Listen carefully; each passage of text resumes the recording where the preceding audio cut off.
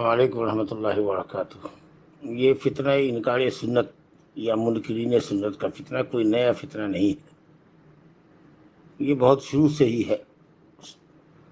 روافض نے، شیعوں نے اور غلو پسند صوفیوں نے اور اسی طریقہ سے معتزلہ اور جہمیہ نے اپنے اپنے باطل اور غلط عقائد کو رائج کرنے کے لیے حدیثوں کے انکار کو بہانہ بنایا، کیونکہ قرآن مجید تو کوئی فقہ کی کتاب نہیں ہے کہ اس میں تفاصیل موجود ہوں۔ اس لیے انہوں نے سوچا کہ اگر حدیث کے ذخیرے کو مشکوک کر دیں گے تو دین سے ایک طرح سے آزاد ہو جائیں گے اور اپنے غلط عقائد کو روایت دے سکیں گے۔ یہ اصل مقصد تھا ان کا۔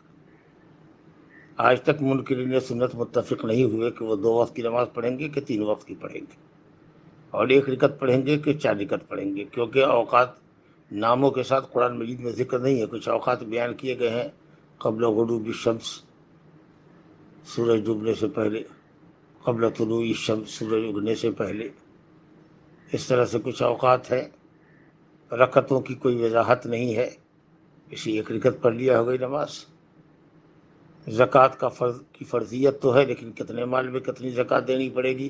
کروڑوں پتی ہے، 150 روپیہ دے دیا یا ہزاروں لاکھوں بلا حساب کے دے دیا، ہو گیا زکوٰۃ؟ گویا کہ آزاد پسند لوگ ہوں گے، جیسا کہ نبی صلی اللہ علیہ وسلم نے فرمایا کہ تنومند خوشحال لوگ ہوں گے، اپنے اپنے مسندوں پر، اپنے اپنے مسہریوں پر بیٹھے ہوئے ہوں گے، آزاد طبیعت ہوں گے۔ جب میری کوئی سنت آئے گی تو کہیں گے نہیں، جب جو قرآن میں پائیں گے اسی کو حلال حرام سمجھیں گے، حدیث کی ہم کو کوئی ضرورت نہیں ہے، تاکہ ان کے لیے آزادی کی راہ ہموار ہو سکے اور من چاہی زندگی گزار سکے۔ یہ سب فیکٹر ہے اصل اس کے پیچھے۔ باقی کچھ جوہلا ہمارے ان کے ہتھے چڑھ جاتے ہیں، ان کی جہالت کا، ان کی معصومیت کا اس طرح کے بدماش لوگ فائدہ اٹھاتے ہیں اور ان کو دکھاتے ہیں کہ یہ دیکھو حدیث نبی کی شان میں گستاخی کر رہی ہے، ان کی شان کو گھٹا رہی ہے۔ یہ دشمنان اسلام نے بھی ایسا ہی کیا، کیڑے نکالے ہیں، ہزاروں ہزار حدیث کے ذخیرے سے چند حدیثوں کو ٹارگٹ کیا ہے اور اس کو شان رسالت محمد صلی اللہ علیہ وسلم کے خلاف باور کرایا ہے، یا کچھ آیتوں کو حدیث کے خلاف باور کرایا ہے۔ تو اس طرح کے سادہ لوگوں کو، کم علم لوگوں کو، جو علم سے دور رہے ہیں یا جو نئے نئے مسلمان ہوئے ہیں، ان کو وہ گمراہ کرنے میں کسی قدر کامیاب ہو جاتے ہیں۔ لیکن الحمدللہ اہل سنت والجماعت کی اکثریت ہر زمانے میں سنت کو واجب العمل سمجھتی رہی، اور یہ سمجھتی رہی کہ شریعت اسلامیہ کے 2 ہی اصل مصادر ہے جہاں سے شریعت لی جا سکتی ہے، ایک اللہ کی کتاب اور دوسرے نبی صلی اللہ علیہ وسلم کی صحیح حدیث ہے۔ تو ہم ایسے لوگوں کو یہ کہنا چاہتے ہیں کہ جو بیچارے کم پڑھے لکھے ہیں، کاروباری ہیں، انگریزی داں طبقہ ہے، ایسے مولویوں کی حد سے نہ چڑھے جو حدیث کا انکار کرتا ہو، کیونکہ حدیث کی حجیت کا انکار کرنا در حقیقت شریعت میں طعن کرنا ہے، اور شریعت کو معطل کرنا ہے۔ نماز معطل ہو جائے گی، زکوٰۃ معطل ہو جائے گا، حج کے ارکان معطل ہو جائیں گے، اور جو آدمی جس طریقہ سے چاہے گا من چاہی زندگی گزارے گا، اباحیت کی زندگی گزارے گا، دین سے دوری کی زندگی گزارے گا اور اپنے آپ کو مسلمان کہے گا۔ آزاد منش بننے کی ضرورت اگر چاہیے کسی کو تو سنت کا انکار کر دے، پھر جس طرح سے چاہے آزادی کے ساتھ عمل کرے، کیونکہ قرآن میں تو ان چیزوں کی تفصیلات نہیں ہے، سمجھا نا؟ تو اگر ایسے لوگ کچھ شبہات اگر پیش بھی کریں تو اس کا طریقہ یہ ہے کہ اپنے علماء اہل سنت والجماعت کے سامنے وہ اعتراض رکھے، کون سی آیت کس حدیث سے ٹکرا رہی ہے وہ پیش کرے، کون سی حدیث حدیث سے ٹکرا رہی ہے، کون سی حدیث نبی صلی اللہ علیہ وسلم کی ذات گرامی کے خلاف ہو رہی ہے، ان کی عزت اور کرامت پر حرف لا رہی ہے۔ اس طرح کی حدیثوں کو وہ پیش کرے، انشاءاللہ تعالی اہل علم ان کا جواب دیں گے اور ان کو سیٹسفائیڈ کرنے کی کوشش کریں گے۔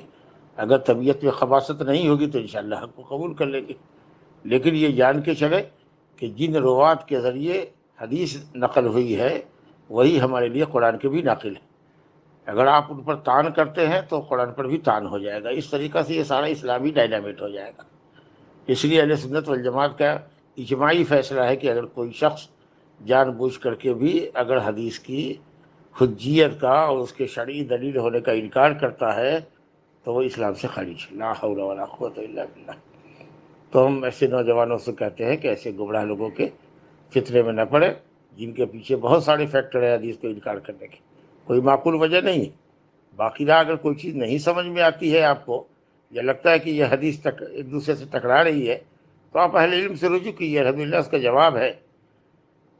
امام شاہ ولی اللہ رحمۃ اللہ علیہ نے فرمایا کہ ایسا کبھی ہو نہیں سکتا کہ کوئی دو حدیث آپس میں ٹکراتی ہو۔ بظاہر آپ کو لگ رہا ہے کہ وہ حدیث ٹکرا رہی ہے، لیکن اہل علم نے اس کی تطبیق دے دی ہے، اس حدیث کا یہ مطلب ہے، اس حدیث کا یہ مطلب ہے۔ کوئی صحیح حدیث نبی صلی اللہ علیہ وسلم کی قرآن مجید کی کسی آیت سے نہیں ٹکراتی ہے، کیونکہ دونوں اللہ ہی کی وحی ہے۔ قرآن بس وحی متلو ہے جس کی ہم لوگ تلاوت کرتے ہیں نماز میں، حرف کے ساتھ معنی کے ساتھ، وہ اللہ کا کلام ہے۔